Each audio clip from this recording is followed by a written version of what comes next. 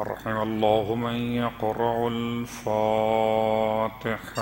بسم الله الرحمن الرحيم. الحمد لله الرحمن الرحيم مالك يوم الدين إياك نعبد وإياك نستعين اهدنا الصراط الذين أنعمت عليهم غير المغضوب عليهم ولا الضالين. اللهم صل على محمد صل على محمد.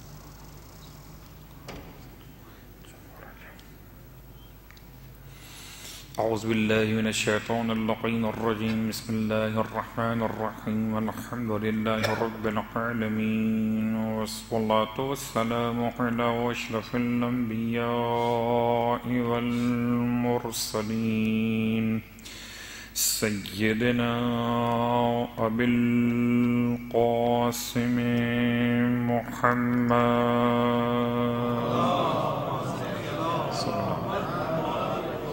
وعلى أهل بيته الطيبين الطاهرين واللعنة الدائمة على أعدائهم أجمعين. أما بعد، فقد قال الله تبارك وتعالى في كلامه الحميد وفرقانه المجيد قوله الحق وهو أصدق القائلين. بسم الله الرحمن الرحيم.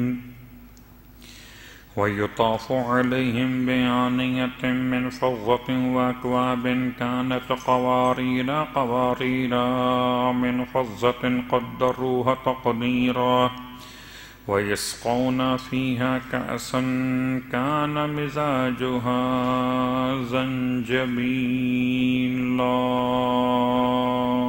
صلوات پڑھیں.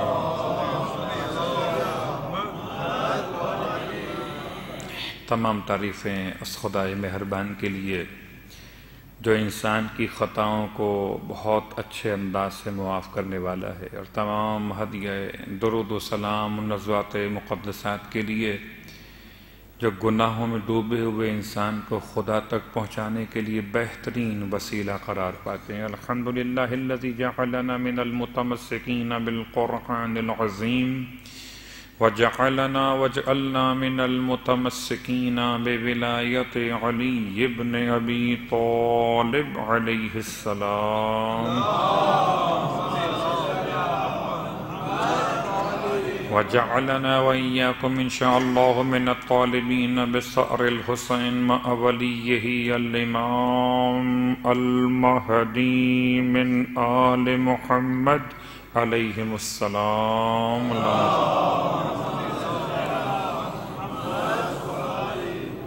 شکر پروردگار عالم کہ اس نے ایک مرتبہ پھر ایک اور مجلس کے عمدہ ترین ثواب کے لیے مجھے اور آپ کو موقع عطا کیا کہ ہم اپنے دامن اعمال میں ایک مجلس حسین علیہ السلام کا اضافہ اور کر رہے ہیں.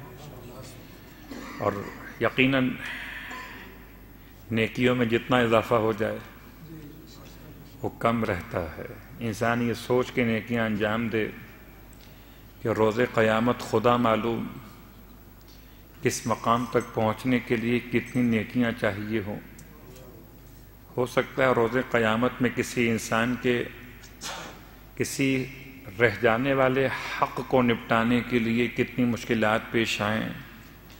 تو ایک طریقہ استعمال کیا جاتا ہے کہ انسان جب بھی کبھی سفر پر جائے تو جتنا زیادہ راہ لازمی چاہیے ہو اس سے کچھ بڑھا کر رکھے. ہو سکتا ہے کبھی کبھار ایسا بھی ہو جاتا ہے کہ آپ سفر کر رہے تھے، فلائٹ آپ کی مس ہو گئی اور آپ کو ایئرپورٹ پر ایک نیا ٹکٹ پرچیز کرنا پڑ گیا.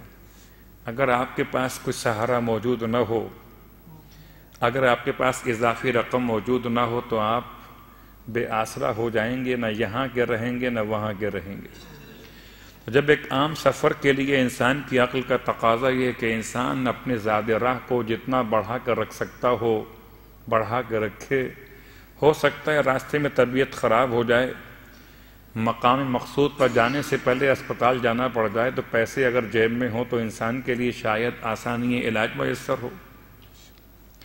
تو دنیا کے معاملات میں تو آپ اور ہم بڑے ہوشیار رہتے ہیں کہ یہ سوچ کر رکھتے ہیں کہ ہو سکتا ہے ضرورت پڑ جائے، نہیں تو اپنے پیسے اپنے پاس رہیں گے۔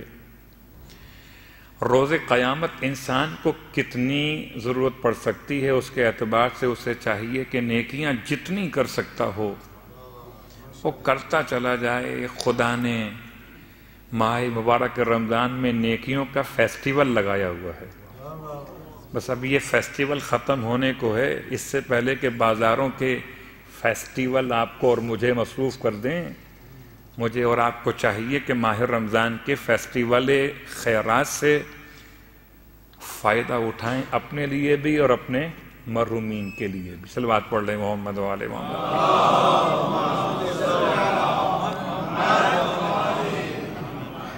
چونکہ ہم کوشش کر رہے تھے کہ آخری عشرے میں کچھ نہ کچھ دعاؤں سے بھی استفادہ کر لیں، اور میں آپ کی خدمت میں بہرحال یہ کوشش کیا کرتا ہوں کہ کوئی ایک عنوان نہ رہے بلکہ متعدد عناوین سے کوئی بات آگے تک پہنچائی جائے، تاکہ ہر ایک پہلو کے ساتھ صاحبان ایمان کے لیے اور خود میرے اپنے لیے نجات کا سامان بن سکے۔ تو دعائیں تو معصومین نے آخر عشرے کے لیے بہت سی بیان کیں، اور سب سے زیادہ دعائیں جو بیان ہوئیں وہ امام سید سجاد علیہ السلام کے بعد امام صادق علیہ السلام کی بارگاہ،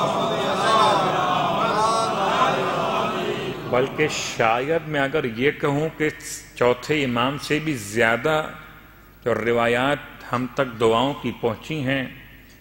ٹھیک ہے، دعاؤں کے باب میں ایک نام سید سجاد ایک عنوان بن کر رہ گیا ہے، لیکن چھٹے امام علیہ السلام کی دعائیں بھی بہت زیادہ ہیں کہ جو خاص طور سے ماہ رمضان کے مختلف عنوانات سے معصومین کی بارگاہ نے ہم تک پہنچائی ہیں۔ تو بارگاہ معصومین سے ملنے والی دعاؤں سے ایک دعا سے چند جملے آپ کی خدمت میں اس کے درمیان کا حصہ پیش کر رہا ہوں، جو ہر رات خاص طور سے آخری عشرے کی ہر رات میں مجھے اور آپ کو مانگنا چاہیے۔ اسألو کا پروردگار میں تجھ سے سوال کرتا ہوں، جس طرح سے کما سألکا، جس طرح تجھ سے سوال کیا۔ کس نے سوال کیا؟ تیرے ملائکۃ المقربون، تیرے مقرب فرشتوں نے سوال کیا۔ وَأَنْبِيَاؤُكَ الْمُرْسَلُونَ، تیرے بھیجے ہوئے انبیاء اور رسولوں نے سوال کیا۔ وَعِبَادُكَ الصَّالِحُونَ، اور تیرے خالص اور نیک بندوں نے تجھ سے سوال کیا۔ دیکھیں، شاید اگر کوئی آپ اور ہم یہ کوشش کر سکیں کہ ہم سوچیں کہ آغا سیستانی مد ظلہ العالی، مرجع عظیم، یا ان کے سوا دیگر علماء مراجع عظام حفظہم اللہ تعالی، وہ کیا دعا مانگتے ہوں گے؟ ایک میں دعا مانگتا ہوں، میری حیثیت کیا ہے؟ ایک مسجد کے امام جماعت دعا مانگتے ہیں، ان کی حیثیت کیا ہے؟ ایک علاقے کا کوئی متقی پرہیزگار انسان دعا مانگتا ہے، اس کی دعا کی اہمیت کیا ہے؟ ایک کوئی مرجع وقت دعا مانگتا ہے، اس کی اہمیت کیا ہوگی؟ اور ایک خود ملائکہ خدا سے کیا مانگتے ہوں گے؟ اب ملائکہ، اس کے بعد انبیاء اللہ سے کیا مانگتے ہوں گے، اور انبیاء کے بعد اللہ کے صالح بندے اللہ سے کیا مانگتے ہوں گے؟ تو یہ تین باتیں سمجھانے کے لیے کافی ہیں کہ ہم اس لیول پر جا کے اللہ سے بات کریں کہ جس لیول کو انبیاء نے اور عباد صالحین نے اور ملائکہ نے حاصل کیا ہوا ہے، کہ پروردگار جیسے وہ مانگتے ہیں ویسے میں مانگ رہا ہوں۔ اے پروردگار، میں تجھ سے کیا مانگتا ہوں؟ ان تصلی علی محمد وآل محمد۔ یہ دعا کا آغاز نہیں، درمیان دعا ہے، اور درمیان دعا میں پھر ایک جملہ درود کا آ گیا ہے۔ اور یہ بات بڑی آسان سی ہے کہ امام فرماتے ہیں خدا اس بات سے شرم محسوس کرتا ہے کہ اگر کوئی انسان اس کی بارگاہ میں دعا پیش کرے درود پڑھ کر اول و آخر میں، تو خدا درود تو قبول کر لے، درمیان کی دعا کو چھوڑ۔ صلوات پڑھے محمد و آل محمد۔ تو پہلے تین ہستیوں کا حوالہ دیا کہ وہ کیسے دعا مانگتے ہیں، ان کی انداز دعا کی طرح میں تجھ سے دعا مانگتا ہوں کہ تو درود نازل فرما محمد اور آل محمد پہ پروردگار، وَأَن تَفُكَّ رَقَبَتِي مِنَ النَّارِ۔ ماہ رمضان کی ہر رات میں معصوم نے ارشاد فرمایا خدا سے کہو مالک میری گردن کو آتش جہنم سے آزاد کر دے، میری گردن کو آتش جہنم سے آزاد کر دے۔ ماہ رمضان میں دروازے بند ہیں جہنم کے، دروازے کھلے ہوئے ہیں جنت کے، شیطان بند ہے۔ پھر یہ دعا کا مقصد کیا؟ جو 11 مہینے کارروائیاں کی ہیں نا، اس کی بنیاد پر مجھے اور آپ کو چاہیے کہ ہر رات میں دعا مانگیں، اور جب تک یہ نہ سمجھیں گے کہ ہم گرفتار عذاب ہیں کہ نہیں ہیں، تب تک دعا میں اثر نہیں آئے گا۔ جب یہ خیال کر کے دعا مانگے جی ہم تو ویسے ہی بخشے گئے ہیں، ہم سے اللہ نے کون سا حساب لینا ہے، ہم تو مولا کے ماننے والے، تو ٹھیک ہے۔ جب حساب لینا ہی نہیں ہے پھر دعا کس کام کی؟ پھر امام کو چاہیے تھا یہ دعا تعلیم فرماتے منافقین کو کہ ان کی گردنیں گرفتار عذاب ہوں گی، امام کو چاہیے تھا دعا تعلیم فرماتے کافرین کو کہ ان کی گردنیں عذاب میں گرفتار ہوں گی۔ یہ بیچارے مومنین کو کیوں آپ نے دعا تعلیم فرمائی؟ مولا کچھ تو ہے جو مولا نے مولائیوں سے کہا ہے، ان تفک رقبتی من النار۔ یاد رکھیے کافر یہ دعا پڑھ بھی لے تب بھی اس کی گردن آزاد نہیں ہے، منافق یہ دعا رٹ بھی لے تب بھی اس کی گردن آزاد نہیں ہے، کہ آزادی گردن کے لیے عقید ولایت شرط ہے۔ ان تفک رقبتی من النار، پروردگار میری گردن کو آتش جہنم سے آزادی عطا فرما دے۔ پروردگار تدخلن الجنت برحمتک، مجھے اپنی رحمت کے ذریعے سے جنت میں داخل فرما۔ دوسرا جملہ۔ تیسرا جملہ، پروردگار تتفضل علی بعفوک و کرمک، مجھ پر فضل فرما اپنے عفو اور کرم کے ذریعے سے۔ پروردگار تو تتقبل، قبول فرما، تتقربی الیک، جو میں تیری بارگاہ میں قربت کے اعمال انجام دیتا ہوں وہ سارے اعمال قربت قبول فرما لے، مجھے اپنے آپ سے قریب کر دے، مجھے اپنے آپ سے قریب کر دے۔ دعائے ماہ رمضان تو اپنے مقام پر، لیکن یہ جملہ بھی عجیب ہے، ہر نماز میں کیا پڑھتے ہیں؟ قربتاً۔ وضو کرتے ہوئے کیا کہتے ہیں نیت میں؟ قربتاً۔ روزے میں قربتاً الی اللہ۔ اتنی بار قربت کا قریب ہوئے بھی نہیں ہوئے؟ اگر وہیں پر کھڑے ہوئے جہاں سے چلے تھے، اس کا مطلب ہے خالی زبانی مسئلہ تھا، ورنہ کچھ بھی نہیں ہو رہا تھا۔ خدا تو اتنا قریب ہے کہ شرگ حیات انسان کی انسان سے دور ہے، اور اس کا پروردگار اس سے قریب ہے۔ اصلاً تو انسان کو قریب ہونا ہے، خدا تو قریب ہے، مجھے خدا کے قریب ہونا ہے۔ اور جب مجھے خدا کے قریب ہونا ہے تو خالی نیت کافی نہیں ہے، خالی اعمال کافی نہیں ہیں، بلکہ مجھے یہ دیکھنا ہوگا کہ میرے خدا کے درمیان قربت میں رکاوٹ کیا ہے، اب تک میں کیوں آگے نہیں بڑھ سکا۔ بہت غور کیجئے کہ میں روزانہ آپ کے سامنے آتا ہوں، اور پتہ نہیں یہ ہمارے شاہد کاظمی صاحب کو کیا محبت ہو گئی ہے، وہ ہر مرتبہ آپ سے کہتے ہیں جی مولانا کی صحت و سلامتی درود پڑھ لیجئے، اور آپ پڑھ دیتے ہیں۔ نہیں، ایسا نہیں ہے، ایسا نہیں ہے۔ یہ ان کی محبت، ان کے ساتھ ان کا مقام اپنا مسئلہ ہے، لیکن بات اصلاً کیا ہے کہ اصلاً تو تمام صاحبان ایمان کی سلامتی اور شیان جہان کی تمام مشکلات کے حل کے لیے ہم سب کو مل کے درود پڑھنا چاہیے۔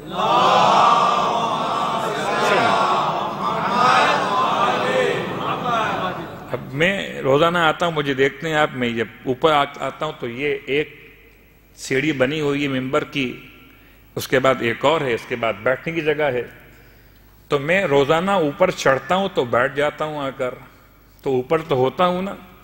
جب میں نے 2 سیڑھیوں پہ قدم رکھا تو اوپر گیا کہ نہیں گیا؟ اگر نہیں گیا تو اس کا مطلب ہے نیچے آپ کے ساتھ بیٹھا ہوا ہوں، اور اگر 2 پر قدم رکھ کے اوپر چلا گیا تو کامیاب ہو گیا۔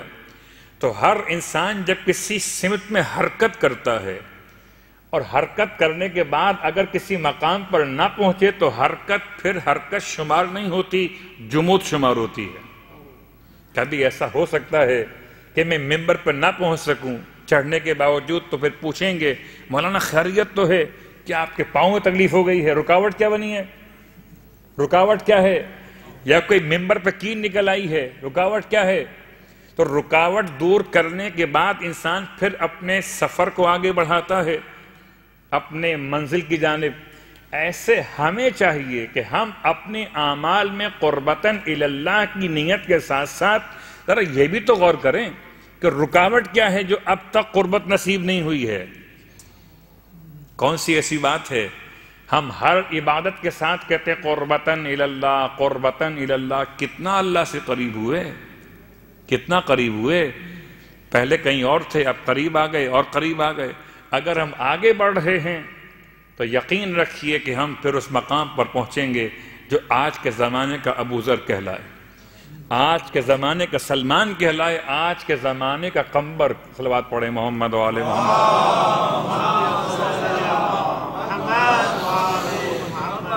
ورنہ پڑھتے رہیے قربتاً الی اللہ، پروردگار تقبل، قبول کر لے تقربی، میرے تقرب کو اپنی بارگاہ مقدس میں مالک، اور کوئی ایسا گناہ، کوئی ایسی رکاوٹ باقی نہ رہنے پائے جو مجھے تجھ سے دور کر رہی ہو۔ ہر اس رکاوٹ کو درمیان سے ہٹا دینا جو مجھے تجھ سے دور کرتی ہے۔ اس کے بعد وہ آخری جملہ اس دعا کے جو آج کے مجلس کے اعتبار سے منتخب کیے گئے کہ پروردگار کی بارگاہ میں پھر التماس کیجئے، پروردگار تجھے واسطہ محمد و آل محمد کا میری دعا قبول فرما لے، اور مجھے روز قیامت کے ہر خوف سے نجات عطا فرما دے۔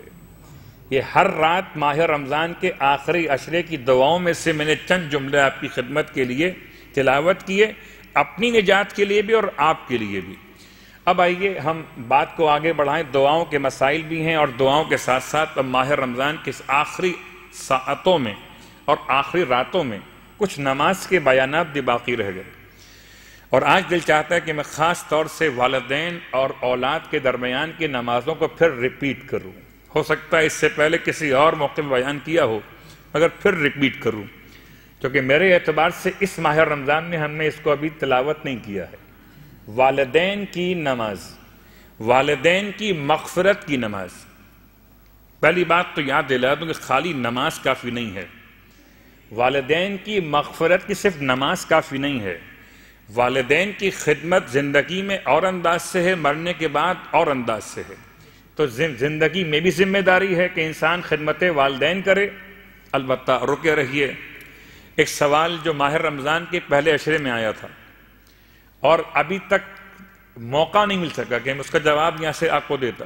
سوال یہ تھا کہ ایک بیٹی جو اپنے والدین کے گھر سے رخصت ہو کر اپنے شوہر کے گھر میں آ جائے اور اب اس کی ذمہ داری والدین کی خدمت کے عنوان سے کیسے ادا ہوگی؟ وہ تو اپنے شوہر کے گھر میں آ گئی۔ تو اس کا بہت آسان سا جواب کہ سرکار ختم یہ مرتبہ صلی اللہ علیہ وآلہ وسلم نے جب پوچھا گیا یا رسول اللہ بتائیے سب سے زیادہ حقوق انسان پر کس کے ہوتے؟ فرمایا اگر مرد ہے تو اس پر سب سے زیادہ حق اس کی ماں کا ہے، اگر مرد ہے، اور اگر عورت ہے تو سب سے زیادہ حق اس پر اس کے شوہر کا ہے۔ اسی اعتبار سے کہ ایک خاتون کی ذمہ داری نکاح کے بعد اپنے والدین کے گھر سے شوہر کے گھر میں آنے کے بعد اب والدین کی حد تک اتنا رہ جاتی ہے کہ جو دعا کر سکتی ہو، جو شوہر کی اجازت کے ساتھ والدین کی خدمت کر سکتی ہو تو خدمت کو انجام دے، اور اگر شوہر اجازت نہ دے تو گھر میں رہتے ہوئے اطاعت شوہر کرے، خدا اس اطاعت کی برکت سے اس کے والدین کو بھی بخش دے گا۔ لیکن اپنے شوہر کی معصیت کرتے ہوئے اسے والدین کی خدمت کی اجازت نہیں دی گئی۔ ایسا نہیں ہو سکتا کہ اپنے شوہر کے حق کو پامال کرتے ہوئے کہ خاتون اپنے والدین کی خدمت کے لیے چلی جائے۔ اس لیے ذمہ داری ماں باپ کی خدمت کی ہمارے اور آپ کے اوپر ہے جو بیٹھے ہیں مومنین میرے سامنے۔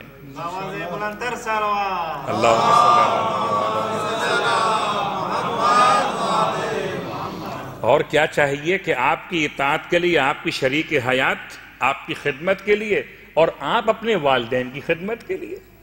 تو خدا نے تو بڑا انصاف تو کر دیا ہے، آپ کی خدمت بھی ہو رہی ہے اور آپ اپنے والدین کی خدمت بھی کر رہے۔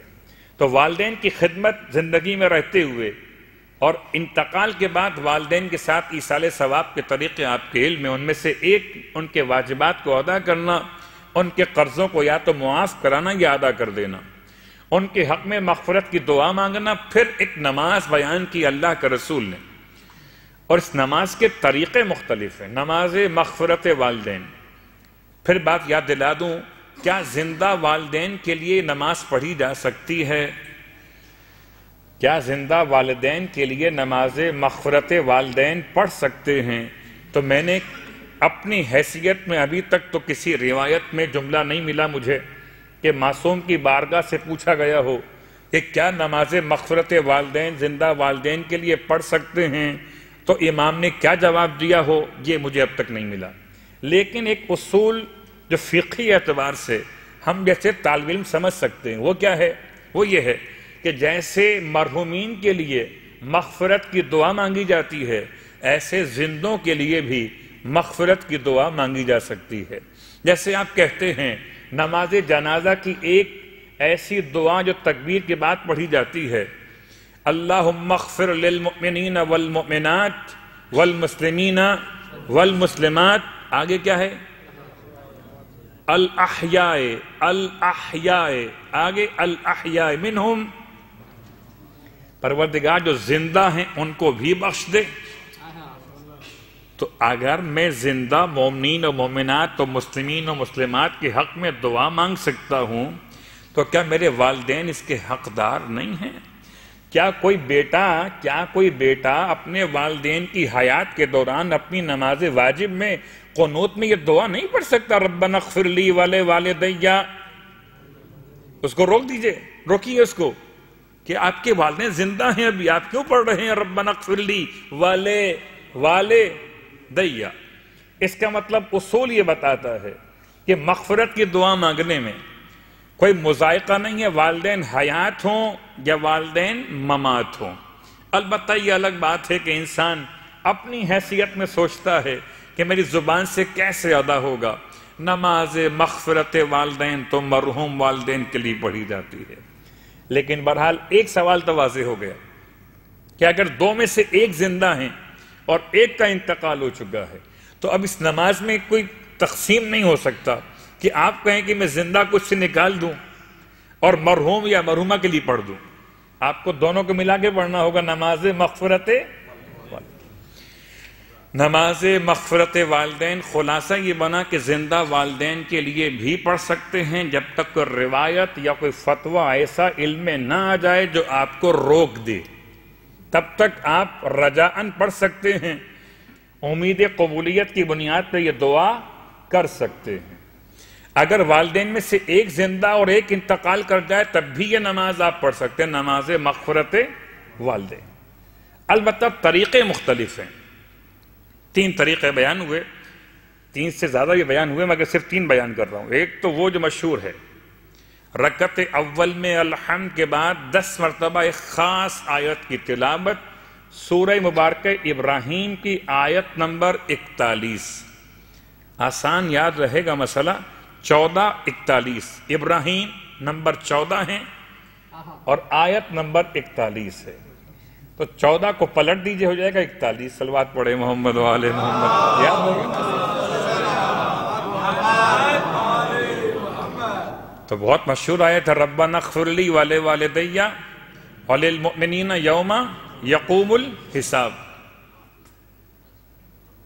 للمؤمنین سارے زندوں کے لیے یا مردوں کے لیے؟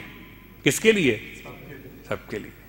میں اس لیے آپ کو شامل کر رہا ہوں تاکہ آپ کی تصدیق جو ہے میری بات کو مزید مضبوط کر دے کہ جب مغفرت کی دعا مانگی جائے تو اس میں زندہ مردہ کی بات۔ پھر نماز شب کی ایک رکعت نماز، نماز وتر کے قنوت میں 40 کے نام لے کے دعا مانگنا، اس میں کیا مرنا شرط ہے کہ مرا ہوا ہو تو نام لیجئے گا، زندہ ہو تو نام لینا حرام ہو گیا؟ نہیں، ایسا نہیں۔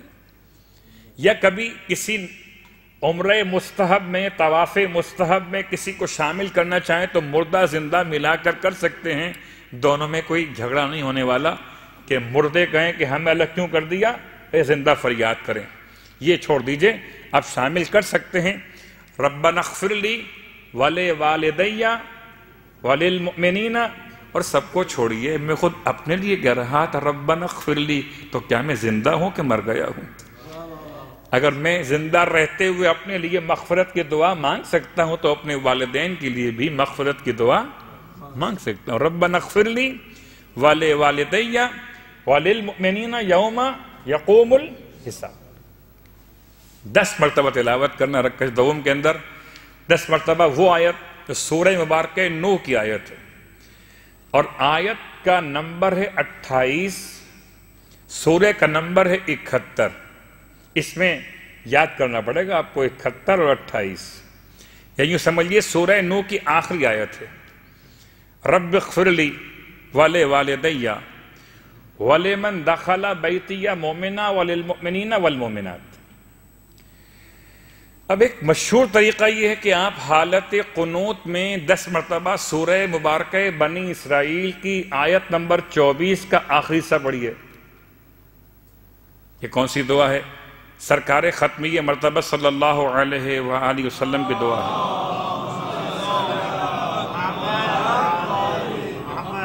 رب ارحمہما کما ربیانی صغیرہ، رب ارحمہما کما ربیانی صغیرہ، 10 مرتبہ۔ لیکن جو طریقہ لکھا ہے اور کتابوں کے اعتبار سے بھی، اس میں یہ نماز کے سلام کے بعد بھی پڑھا جاتا ہے۔ قنوت میں پڑھیں، ایک طریقہ یہ ہے، ایک طریقہ یہ ہے کہ آپ اس ذکر کو سلام میں نماز کے بعد پڑھ لیجئے بیٹھ کر 10 مرتبہ، ایک طریقہ معروف ہو گیا۔ ایک طریقہ نماز مغفرت والدین کا، اور اس میں ہر 2 رکعت میں الحمد کے بعد 20 مرتبہ رب ارحمہما کما ربیانی صغیرہ، ہر رکعت میں الحمد کے بعد 20 مرتبہ رب ارحمہما کما ربیانی صغیرہ، سورہ بنی اسرائیل آیت نمبر 24 کا آخری حصہ۔ ایک اور طریقہ ہے نماز مغفرت والدین کا، وہ کیا ہے؟ 2 رکعت نماز ہے، اور اس نماز کو اللہ کے رسول نے بیان کیا کہ یہ خاص طور سے شب ہفتہ پڑھی جائے۔ 2 رکعتیں نماز کی، اور ہر رکعت میں الحمد کے بعد 3 مرتبہ آیت الکرسی اور 1 مرتبہ سورہ اخلاص، 3 مرتبہ آیت الکرسی اور 1 مرتبہ سورہ اخلاص، اور نماز تمام کرنے کے بعد 3 مرتبہ آیت الکرسی کی تلاوت کر کے اس نماز کا ثواب اپنے مرحوم والدین یا اپنے والدین کو ایصال کر دیا جائے تو خدا اس نماز کی برکت سے ان کے سارے گناہوں کو بخش دے گا، والدین کے سارے گناہوں کو بخش دے گا۔ میں ایک نماز چھوڑ دیتا ہوں، وہ نماز ذرا مشکل ہے، پھر کبھی موقع ملا تو اس کو بیان کریں گے۔ اس میں حقوق کا مسئلہ، صلوات پڑھے محمد و آلہ محمد۔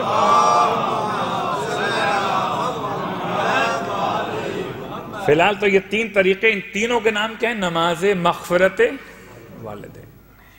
اچھا، یہ نماز مغفرت والدین کی یہ کب پڑھی جاتی ہے؟ اس کا وقت کیا ہے؟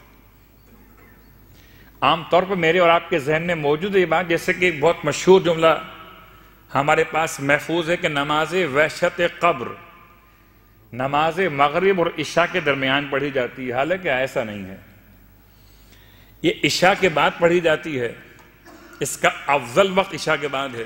البتہ درمیان مغربین میں بھی یہ نماز پڑھی جا سکتی ہے، اور آغا سیستانی کے جو فتاوی کے الفاظ ہیں العروۃ الوثقی کے اندر، اس کے اعتبار سے تو یہ نماز مغربین سے پہلے بھی پڑھی جا سکتی ہے۔ کیا مطلب؟ اگر رات شروع ہو گئی اول دفن کی رات، یا موت کے بعد اول شب، اگر میت دفن ہوگی 20 دن کے بعد، میت دفن ہوگی 20 دن کے بعد، تو کیا 20 دن تک انتظار کریں؟ جب دفن ہو اس رات میں نماز پڑھیں؟ تو ایک قول یہ والا، اس کو بھی مراجع اسلام نے قبول کیا ہے کہ نماز کو مؤخر کیا جائے لیلت دفن تک۔ ایک قول یہ بھی مراجع اسلام کا کہ نہیں، آپ انتظار کیے بغیر جو شب اول ہے موت کے بعد، اس میں یہ نماز آپ پڑھ سکتے ہیں۔ بات کہاں چلی گئی؟ بات ہو رہی تھی کہ بسا اوقات نمازوں کے اوقات میں انسان مشہور بات یاد رکھتا ہے اور پھر مراجع عظام کے فتاوی یاد نہیں رہ پاتے. تو نماز مغفرت والدین روایت ہے امام جعفر صادق علیہ السلام.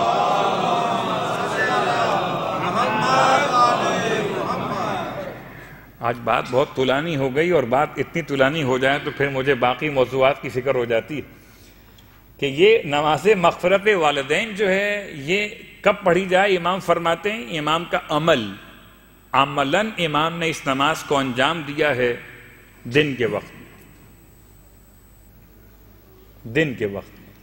رات میں امام نماز پڑھتے ہیں نماز ہدیہ میت برائے اولاد، کیونکہ امام علیہ السلام کا جوان بیٹا حضرت اسماعیل انتقال کر گئے تھے آپ کی حیات طیبہ کے دوران. تو آپ اس کے لیے بھی 2 رکعت نماز پڑھتے تھے اور 2 رکعت نماز اپنے والدین کے لیے پڑھتے تھے. تو آپ نے دن اور رات کو ایسے تقسیم کیا تھا کہ دن میں نماز پڑھتے تھے والدین کے لیے اور رات میں نماز پڑھتے تھے اپنی اولاد کے لیے.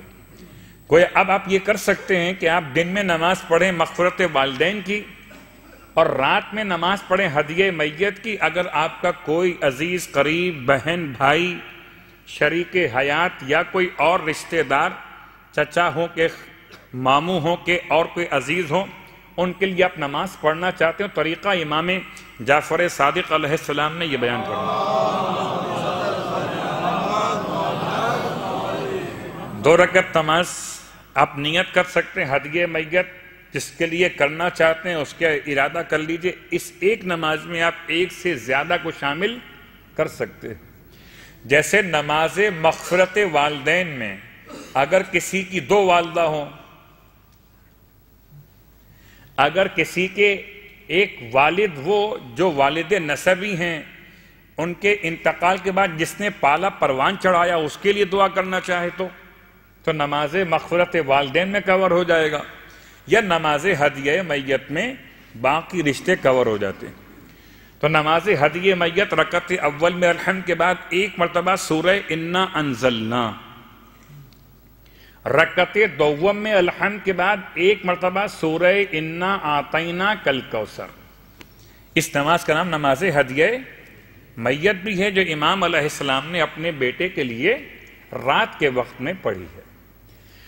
یہ تو باتیں نمازوں کی تھیں، اور نمازوں کی باتیں کرتے کرتے قربت خدا سے ہم پھر اس مقام پر آ پہنچے کہ نماز پڑھنا آسان ہے اور نفس کو مارنا بڑا مشکل ہے.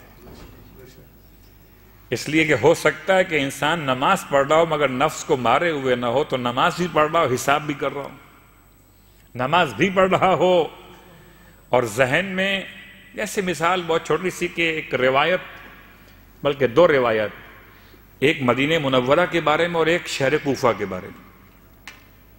مسجد کوفہ میں 2 رکعت نماز کا ثواب بیان کیا گیا کہ اگر کوئی خالصتاً اللہ کے لیے 2 رکعت نماز پڑھ لے تو خدا بند عالم اس کے لیے جنت کو واجب کر دیتا ہے. شخص نے روایت پڑھی یا سنی اور پہنچ گیا مسجد کوفہ کے اندر اور نماز شروع کی اور اس کی نگاہیں، اب بہت غور کیجئے گا، یہ جو آداب ہیں، یہ جو مستحبات ہیں، یہ بیکار میں نہیں رکھے گئے.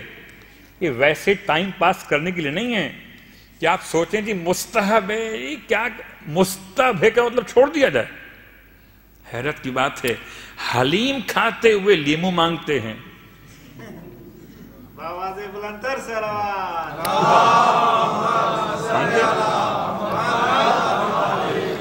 ارے بھائی آپ نے چاول کا انتظام کیا ہے، اس کے ساتھ سلاد کہاں پر ہے؟ آپ نے نہاری کا انتظام کیا، اس کے لوازمات کہاں پر ہیں؟ جیسے کھانے میں ذائقے میں لوازمات چاہیے ہوتے ہیں ایسے واجبات کے ساتھ مستحبات چاہیے ہوتے ہیں. آپ کھائیے حلیم بغیر نمک مرچ کے بغیر لیمو کے کھائیے تو آپ کو اندازہ ہوگا کہ نگلنا اور ہے کھانا اور ہے. تو ایسی نماز نہ پڑھی نگلنا پڑے، جو ایسی نماز پڑھیے جس کا ذائقہ دیر تک آتا رہے.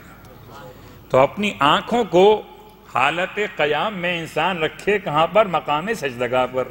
سجدگاہ ہو یا سجدگاہ نہ ہو عام بچھی ہوئی چٹائی ہو کھجور کے پتوں کی بنی ہوئی تو پورا مقام بنا ہوا ہے وہ تو نماز کی حالت قیام میں انسان کی نگاہیں اس نے نماز شروع کی اور نگاہیں حالت قیام میں بجائے مقام سجدگاہ کے مسجد کی چھت پر دوڑائیں.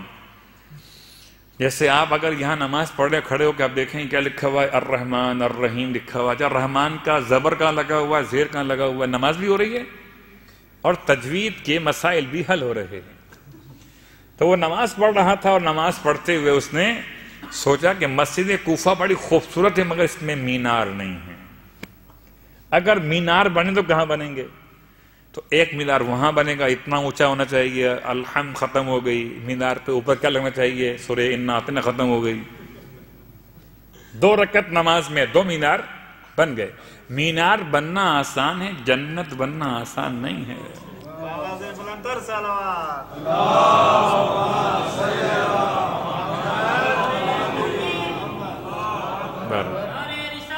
یا رسول اللہ, یا رسول اللہ,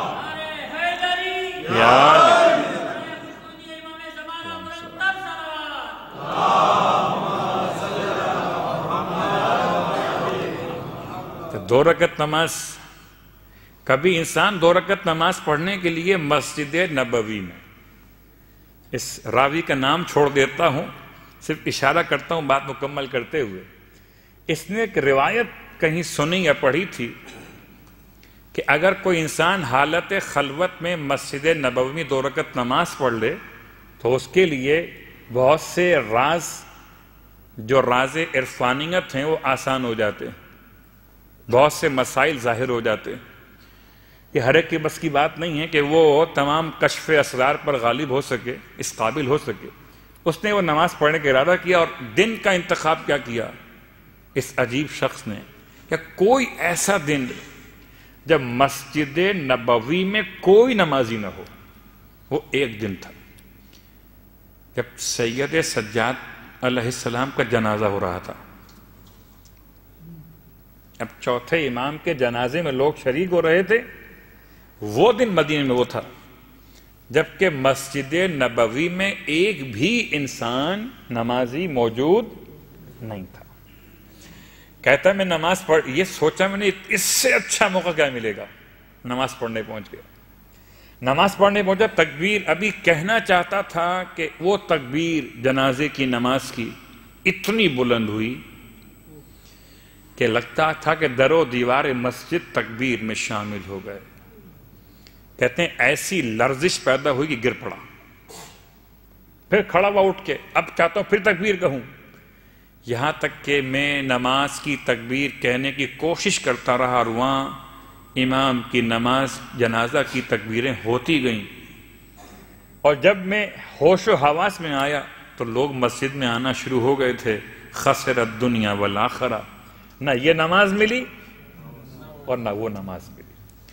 تو بات کیا کہ انسان کا نفس اور نفس کے مسائل میں خودی کو تلاش کرتے ہوئے بہت اختصار کے ساتھ ہم نے باتوں کو بہت سمیٹا ہے. ابو علی سینا کی بات کریں یا محی الدین العربی کی بات کریں, اہل عقل کیا کہتے رہے اور اہل عرفان نے اور اہل دل نے کیا باتیں کی. کہتے ہیں کہ وہ بہت خشک حکیم تھا ابو علی سینا, یعنی خالص عقلی خشک بات کرنے والا, بالکل ڈرائی انسان, اس میں کوئی دل کی بات نہ ہو, صرف عقل کی بات ہو. اس سے رہتا تھا یہ بلخ اور بخارا کی طرف ماورائے نہر, اور سلطان محمود نے اسے چاہا کہ اپنے ساتھ لے جائے, اپنے دربار میں رکھے لے جائے گا اس کو. تو یہ وہاں سے نکل کے اس سے بچنے کے لیے وہ علاقہ چھوڑ گیا اور پہنچ گیا نیشا پور. اور نیشا پور میں ایک ابو سعید ابو الخیر, ایک اہل دل یعنی اہل مکتب عرفان کی بات کر رہا ہوں, وہ رہتے تھے. اس سے ملاقات ہوگی. دونوں نے 3 دن تک بند کمرے میں مباحثہ کیا عقل اور دل کے مسئلے پر. 3 دن تک سوائے نماز جماعت کے یا سوائے واجبات کے وہ اس روم سے باہر دونوں نکلتے نہیں تھے. 3 دن کے بعد جب دونوں کا مباحثہ مناظرہ جو کہیے ختم ہو گیا اور ابو علی سینا باہر آیا تو اس سے پوچھا کہ آپ نے کیا سمجھا ابو سعید ابو الخیر کو؟ کہتا ہے ہم جس بات کو عقل سے درک کرتے ہیں یہ لوگ اسے اپنی آنکھوں سے دیکھتے ہیں۔ مکتب عقل کا ایک بہت بڑا نام ابو علی سینا، فلسفی عظیم مفکر، اہل دل کے بارے میں کہتا ہے کہ جس بات کو ہم عقل سے درک کرتے ہیں یہ اس کو اپنی آنکھوں سے دیکھتے ہیں۔ اب یہ اس کے الفاظ ہیں۔ اب گئے اور اس کے پاس ابو سعید سے پوچھا کہ آپ نے ابو علی سینا کو کیسے پایا؟ ابو سعید کہتا ہے، دونوں کے مکتب فرق ہے، کہتا ہے کہ ہم جہاں پہنچے ہوئے ہوتے ہیں یہ اندھا بھی لاٹھی ٹیکتے ٹیکتے وہیں پہنچ جاتا ہے۔ دونوں کے مزاج میں اتنا فرق ہے کہ اہل عقل نے اہل دل کی ایسی توہین نہیں کی جیسی کہ اہل دل اور مکتب عشق والوں نے، صاحب عرفان والوں نے عقل والوں کی توہین۔ صلوات پڑھے محمد و آل محمد۔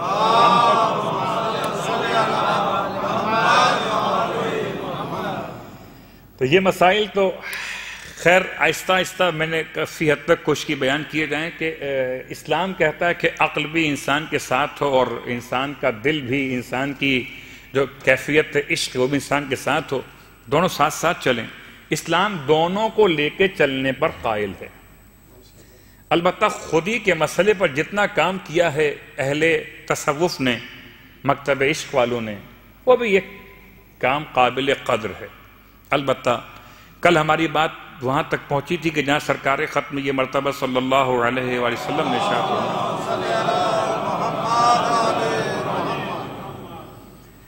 اللہ کے رسول نے ارشاد فرمایا تھا کہ وہ افراد کے جو ابھی جہاد سے واپس آ گئے، مرحباً بکم، اس قوم کے لیے خوش آمدید کہ جس نے جہاد اصغر مکمل کیا۔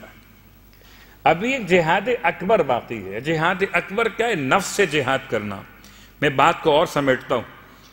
فلسفی کہتے ہیں کہ تعریف یہ ہے خودی کی کہ خودی کیا ہے؟ اصل روح، جبکہ اہل عشق کہتے ہیں کہ خودی صرف روح کا نام نہیں ہے، خودی تو اس سے بلند ہے۔ خودی روح اور جسم دونوں کو ملا کر ایک عظیم کیفیت کا نام ہے۔ خودی کو سمجھنا آسان نہیں ہے۔ انسان کے لیے بڑا مشکل مسئلہ اپنے آپ کو حل کرنا کہ وہ کیا ہے۔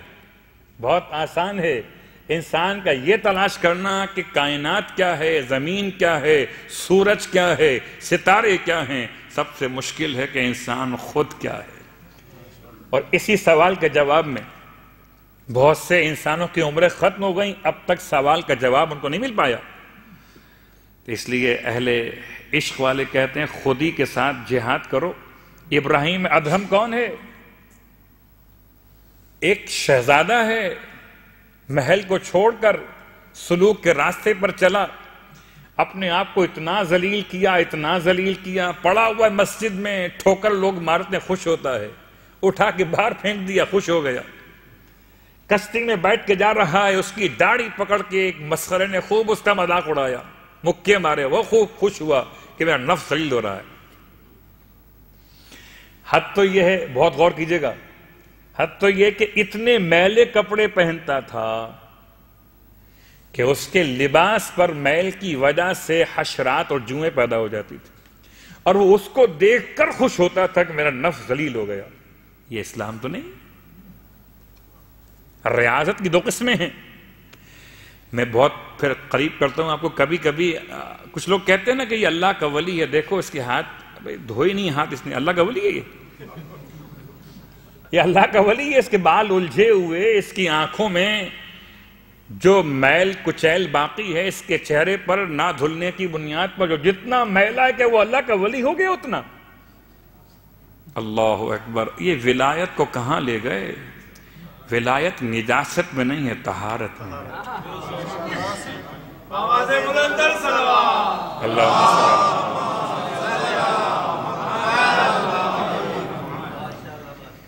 یہ میں آپ کو لائق اس مقام پر ہوں کہ آخر کس بنیاد پر تشیع اور صوفیہ ازم کو کہیں کہیں ملا کے لوگ الزام لگاتے ہیں۔ جب کوئی کہتا ہے کہ یہ مولا کا ماننے والا، اتفاق ہے کہ وہ جو ملنگ ہے، وہ جو ملنگ بنا ہوا ہے، وہ نام کس کا لے رہا ہے؟ مولا علی کا۔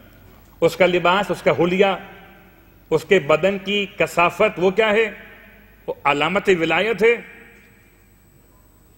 اگر یہ علامت ولایت ہے تو کیا پھر اہل بیت اطہار کو ہم کیا سمجھیں؟ انما یرید اللہ لیذھب عنکم الرجس اہل البیت ویطہرکم تطہیرا۔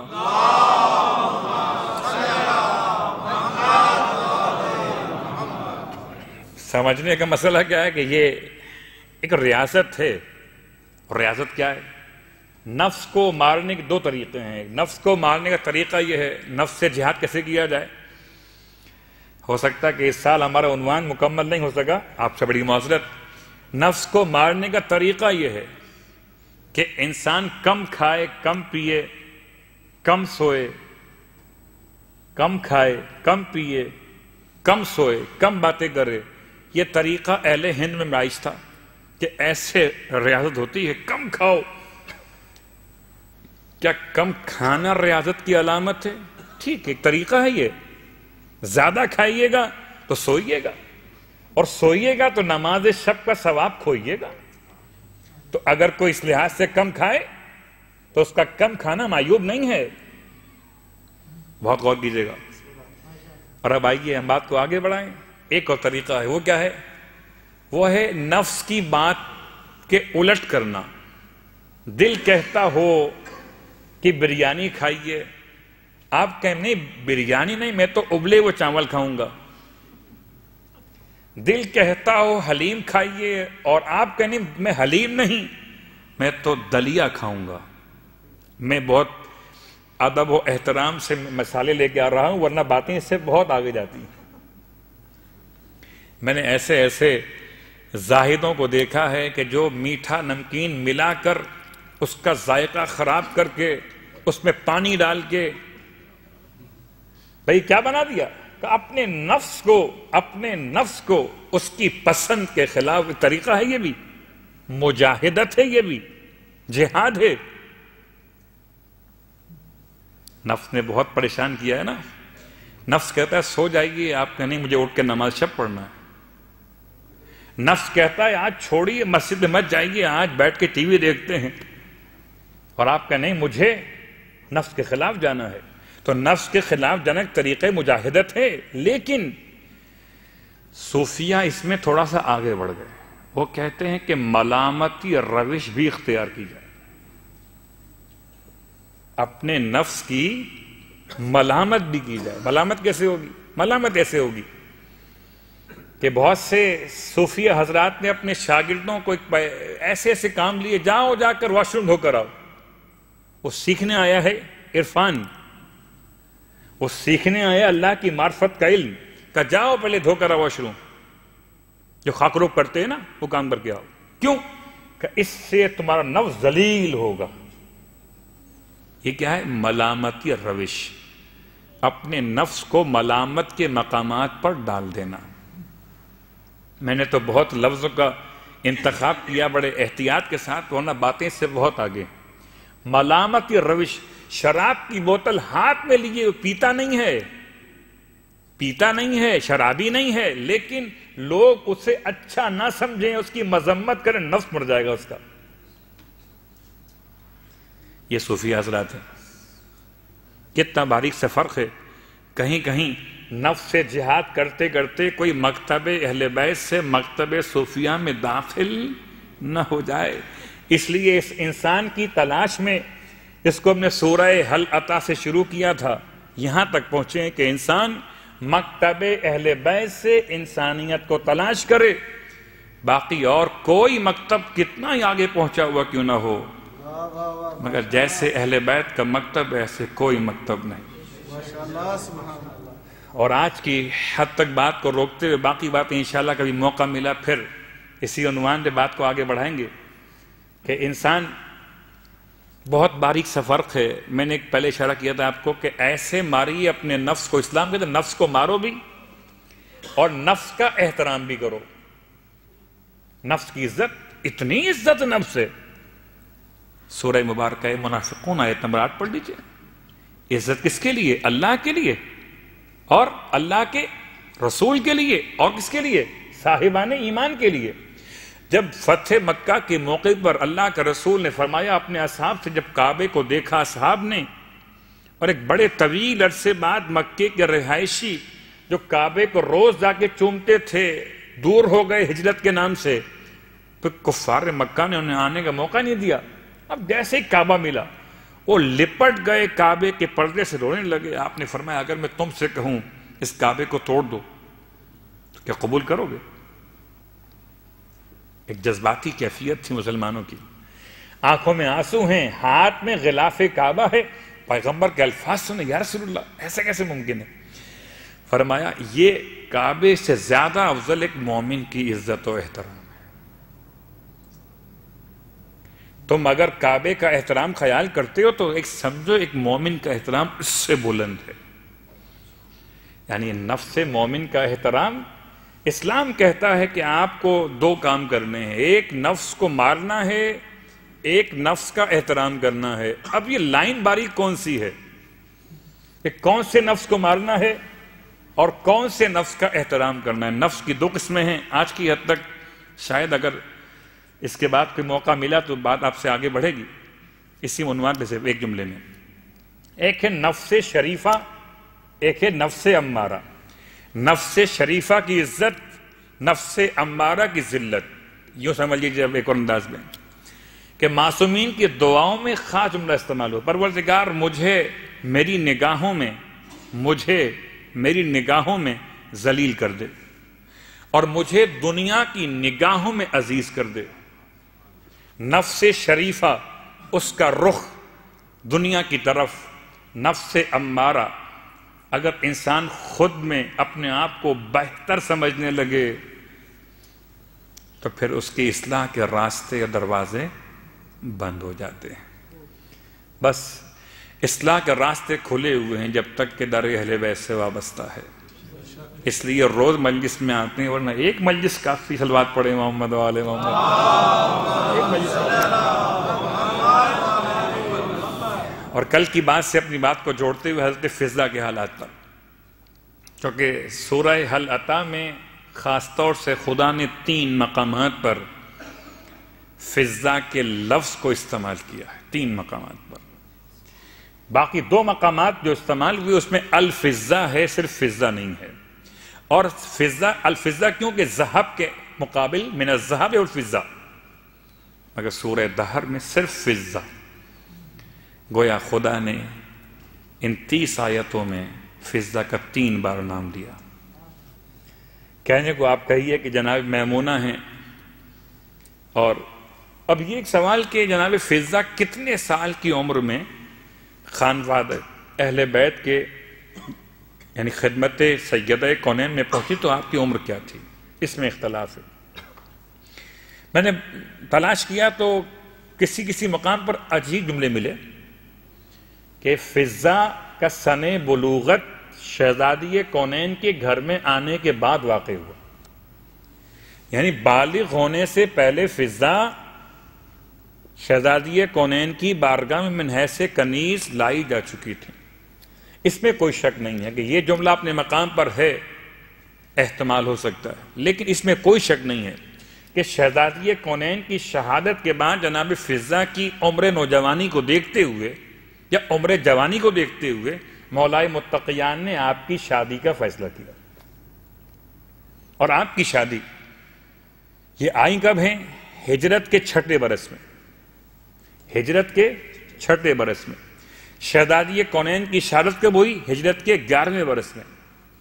تو یہ 5 سال کے بعد، اب مزید 1 سال کے 2 سال اور لگا لیجئے، شہزادی کی شہادت کے 1 سال یا 2 سال کے بعد جناب فضہ کی نکاح کا انتظام کیا گیا.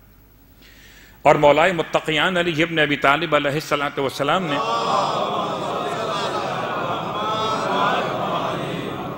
حضرت فضہ کا پہلا نکاح جب ہوا تو ابو ثعلبہ نامی ایک حبشی غلام سے کیا گیا، اور اس سے ان کے یہاں ایک بیٹا ہوا. بیٹے کا نام تاریخ میں نہیں ملتا، کہتے ہیں کہ 1.5 سال میں ابو ثعلبہ کا بھی انتقال ہوا اور کچھ دنوں کے بعد اس کے بیٹے کا بھی انتقال ہو گیا۔ اور اب کہتے ہیں کہ سلیق غطفانی نے رشتہ بھیجا جناب فضہ کے لیے ان کے اس بیوہ ہونے کے بعد، اور جناب فضہ نے رشتہ قبول کرنے سے انکار کر دیا۔ فضہ نے رشتہ قبول کرنے سے انکار کر دیا اور سلیق غطفانی پہنچ گیا دربار خلافت میں۔ زمانہ خلافت حکومت دوم کا ہے، اور یہ وہاں پہنچ گیا، شکایت کی کہ فضہ نے میرے رشتے کو ٹھکرا دیا ہے۔ تو کہتے ہیں کہ دربار میں فضہ کو بلوایا گیا اور فضہ سے پوچھا گیا کہ آپ نے انکار کیوں کیا؟ وہ حجاب تمام جو انتظامات ہوتے ہیں آپ کے علم میں ہیں۔ پوچھا گیا کیوں انکار کیا آپ نے؟ تو ارشاد فرماتی ہیں دربار خلافت میں کھڑے ہو کر، اس لیے انکار کیا کہ ابھی عدت وفات کا زمانہ ختم نہیں ہوا،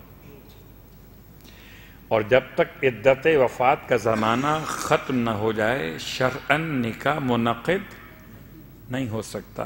اس لیے نہیں ہو سکتا کہ اگر نکاح منعقد ہو جائے اور کوئی اولاد منعقد ہونے کے بعد واقع ہو تو یہ فیصلہ کرنا کہ اولاد پہلے شوہر کی وارث بنے گی یا دوسرے شوہر کی وارث بنے گی۔ اتنی گہرائی میں مسئلے کی علیت کو بیان کیا کہ کیوں حرام ہے زمانہ عدت وفات میں نکاح دوسرا منعقد نہ ہونا حرام کیوں ہے؟ کہ اس لیے کہ ہو سکتا ہے کہ خدا اس کو صاحب اولاد کر دے۔ جب صاحب اولاد کرے گا تو فیصلہ کیسے ہوگا کہ یہ کس کا وارث بنے گا؟ ترکے میں میراث میں پہلے شوہر کا، مرحوم کا، یہ شوہر کا۔ یہ جملہ سن کر موصوف نے سر جھکا کے کہا شعرتم من آل ابی طالب، آل ابی طالب کا ایک بال، آل ابی طالب کا ایک بال آل خطاب میں سب سے افضل ہے، آل خطاب سے زیادہ صاحب علم ہے، زیادہ فقہ جاننے والا ہے۔ بعض کہتے ہیں الفاظ یہ بھی تھے کہ ابو طالب کے گھر کی ادنا کنیز بنی عدی کے عالموں کے برابر علم رکھتی ہے، یعنی دربار خلافت میں مسئلہ شرعی کو اس کی علیت کے ساتھ بیان کرنا، علل بیان کرنا جناب فضہ کے علم کا چھوٹا سا مظاہرہ تھا۔ علم کیمیا ہو تو چاندی بنا لیں، علم فقہ ہو تو بڑے بڑوں کو ایسے خاموش کر دیں، علم قرآن ہو تو 20 سال تک خدا نے 4 بیٹے آپ کو دیے اس سلیق غطفانی سے، نکاح سے ہوا، پھر 4 بیٹے داؤد و محمد و یحییٰ اور موسیٰ اور ایک بیٹی مسکا، اور پھر آپ کے اس پورے خانوادے کی اہل بیت سے محبت۔ کہتے ہیں کہ 20 سال تک فضہ نے قرآن کے انداز میں بات کی، یعنی جو بات کرنا ہوتی تھی، بھوک لگی ہے تو یہ نہیں سمجھنا مجھے کھانا چاہیے، آپ قرآن کی آیت پڑھتی تھی۔ اچھا آرام کرنا ہے تو یہ نہیں فرمایا کہ مجھے بستر پہ جانا ہے، آپ قرآن کی آیت پڑھتی تھی۔ حتیٰ کہ سفر حج کے دوران راوی کہتا ہے کہ فضہ کو دیکھا، پہچانتا نہیں ہے، اکیلی خاتون ہے، سواری جو ہے وہ ساتھ چھوڑ گئی، سفر میں پریشان ہے، یہ قریب پہنچا، پوچھا آپ کون ہیں؟ فرمایا قل فسلام علیکم، کہو سلام علیکم فستعلمون، جب سلام کہو گے تب جان جاؤ گے۔ قرآن کی آیت پڑھی کہ سلام پہلے کیا جاتا ہے، بعد میں کی جاتی ہے۔ پھر پوچھا کہ آپ قوم انسان میں سے قوم جن میں سے، پھر قرآن کی آیت پڑھی، یعنی جتنے سوال وہ کرتا گیا فضہ ہر جواب میں قرآن کی آیت پڑھتی چلی گئی۔ اب تو سمجھے انسان قرآن اہل بیت کتنا ساتھ ہیں کہ جو اہل بیت کی واقعی کنیز ہے، بلکہ الفاظ ہی سمجھیے، جس طرح خدمت اہل بیت نے قمبر کو قمبر بنایا، سلمان کو سلمان بنایا، ابو ذر کو ابو ذر بنایا، ایسے میمونہ کو فضہ بنا دیا۔ 7 معصومین کی خدمت کا شرف ہے کہ فضہ اس مقام پر پہنچی ہیں کہ آج کوئی توسل کر کے دیکھیں فضہ سے. گھر میں ایسے رہیں سیدہ کے ساتھ, ایک دن گھر کے کام سارے سیدہ کرتی اور ایک دن گھر کے سارے کام فضہ کرتی. اور کبھی کبھی الفاظ ہیں کہ ایسے کام کرتی تھیں کانت شاطرۃ الخدمہ, بڑی تیزی کے ساتھ کام کرتی تھی. گویا ہم اپنے الفاظ میں کہ چٹکی بجاتی کام ہو جاتے سارے کام. اس کے باوجود شہزادی نے کبھی فضہ کے آرام والے دن میں اس سے کام کوئی نہیں لیا. یہاں تک کہ ایک مرتبہ لکڑیوں کا ایک گٹھر اٹھانے کے لیے فضہ باہر سے پریشان ہیں, گھر تک کیسے پہنچیں, تو اللہ کا رسول نے آپ کو ایک دعا تعلیم فرمائی تھی. آپ نے وہ دعا تلاوت کی, یا واحدو لیس کمثلہ شیء, اے وہ اکیلے پروردگار جس کے مثل کوئی شے نہیں ہے. تو میت کل شیء و تفنی, تو ہر ایک کو موت دیا کرتا ہے اور ہر ایک کو فنا کیا کرتا ہے. وَعَلَىٰ عَرْشِكَ واحد, تو اپنے عرش پر اکیلا پروردگار ہے.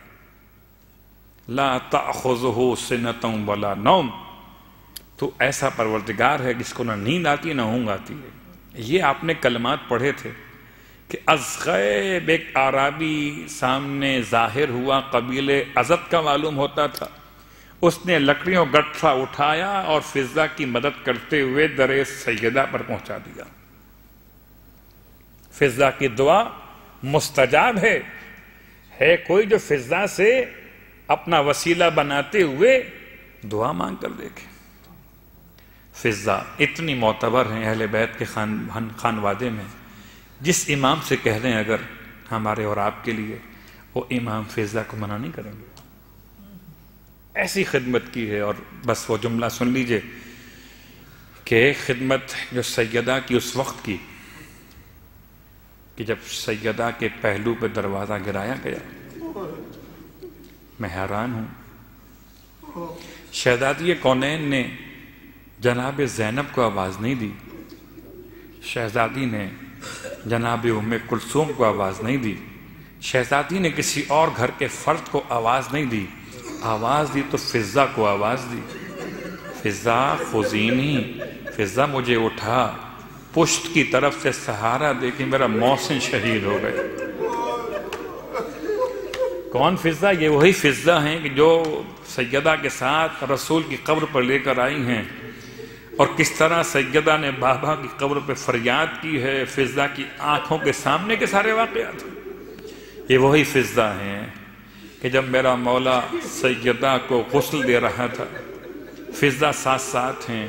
فضہ نے روتے ہوئے کہا تھا مولا سے, مولا اگر کسی ایک مقام پر پانی نہ پہنچ سکے تو کوئی کفایت کا راستہ نکل سکتا ہے. امام نے فرمایا فضہ کیا کہنا چاہتی ہو؟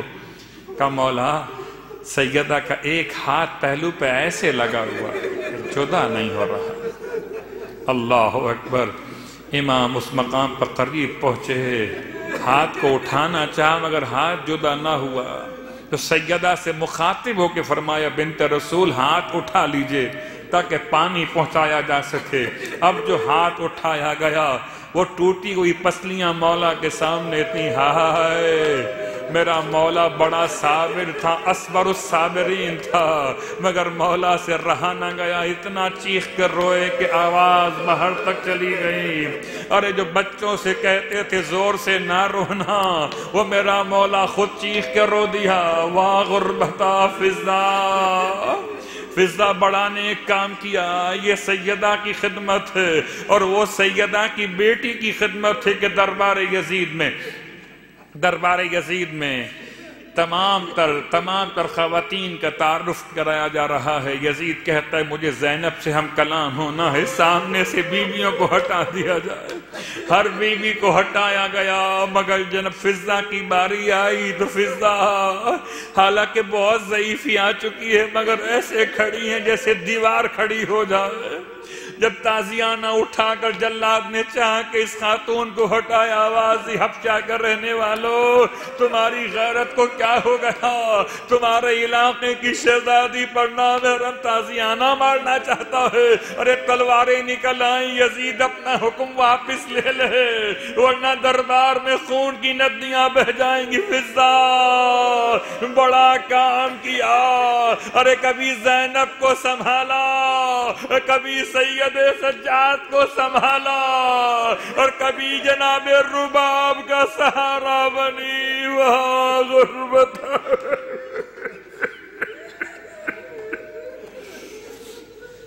اللہ ولعنت اللہ علی القوم الظالمین وسیعلم الذین ظلموا ای منقلب ینقلبون۔ بار اللہ واسطہ محمد و آل محمد کا ہماری اس عبادت کو اپنی بارگاہ میں قبول و مقبول فرما۔ بار اللہ واسطہ محمد و آل محمد کا پروردگار تمام حاضرین مجلس کی حوائج شرعیہ کو پورا فرما۔ پروردگار جناب فضہ کا واسطہ ہم سب کو جناب فضہ کی شفاعت نصیب فرما۔ بار اللہ واسطہ محمد و آل محمد کا پروردگار اس کنیز خاص خادمۃ الزہرا کا واسطہ تمام مشکلات و پریشانیاں تمام مومنین مومنات کی دور فرما دے۔ بار اللہ واسطہ محمد و آل محمد کا ایک بچی کا آپریشن کینسر کے حوالے سے پروردگار اس بچی کو شفائے کاملہ عطا فرما۔ واسطہ محمد و آل محمد کا ہر مومن کو ہر مومنہ کو جنہوں نے دعا کی التماس کی ہے بچوں کے لیے بچیوں کے لیے ان تمام کو صحت و شفائے کاملہ عطا فرما۔ بار اللہ واسطہ محمد و آل محمد کا ہمارے مرحومین کی مغفرت فرما۔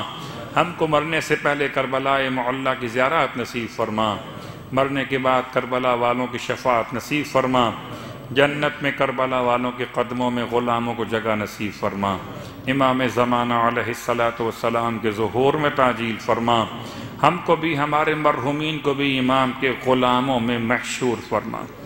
ایک مرتبہ سورہ الحمد اور 3 مرتبہ سورہ اخلاص کی تلاوت کی التماس۔ آج کی افطار کا انتظام جناب قاسم ملالہ اور جناب کمیل عباس کی طرف ہوتا ہے، ان کے خاندان کے مرحومین کے لیے تمام ارواح مومنین مومنات، اور نماز وحشت قبر کے ساتھ فاتحہ کی التماس راجہ غلام اصغر ابن سالت خان اور تمام شہداء ملت کو یاد فرماتے ہوئے رحم اللہ من قرأ الفاتحہ۔ بسم اللہ الحمدللہ رب العالمین الرحمن